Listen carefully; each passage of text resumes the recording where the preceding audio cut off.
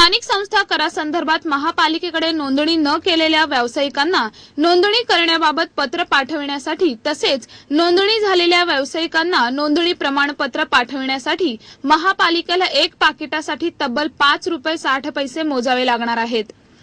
शहरातील सुमारे 50,000 व्यावसायिकांना पत्र पाठविण्यासाठी टपाल खात्याला ₹2,80,000 देण्यात येणार आहेत। सर्व व्यावसायिकांनी एलबीटीची नोंद करावी।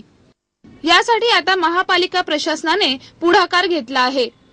ज्या व्यावसायिकांनी अद्याप एलबीटीची नोंदणी केलेली नाही अशा व्यावसायिकांना नोंदणी करण्याबाबत पत्र पाठविण्यात येणार आहेत। ज्या व्यावसायिकांनी महापालिकेकडे नोंदणी केली आहे त्या व्यावसायिकांनाही नोंदणी प्रमाणपत्र पाठवण्यात येणार आहेत। शहरातील अशा 50,000 व्यावसायिकांना पत्र आणि नोंदणी प्रमाणपत्रे पाठवण्यात येणार आहेत। त्यासाठी ₹2,80,000 खर्च करण्यास महापालिकेने मान्यता दिली आहे।